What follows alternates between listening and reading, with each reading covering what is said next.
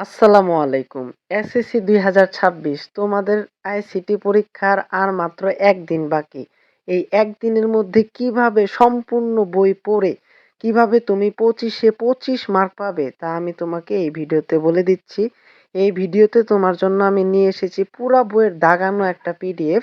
এই পুরা বইটা খুব যত্ন সহকারে যেগুলো লাইন দাগানো আছে তুমি সুন্দর করে পড়ে যাও। এইখান থেকে ইনশাল্লাহ কমন আসবে।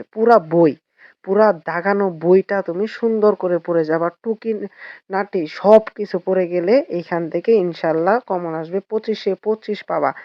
এইখান থেকে যদি হুবহু কমনও না আসে তাহলে এইখান থেকে যে জ্ঞানটা নিছো ওইখান থেকেই তুমি সঠিক অ্যান্সারটা দাগায় আসতে পারবা। তাই পুরো চ্যাপ্টার সবগুলো অধ্যায়ের পুরো দাগানো লাইনগুলো তুমি যদি বুঝে পড়ে যেতে পারো তাহলে এখান থেকেই কমন আসবে।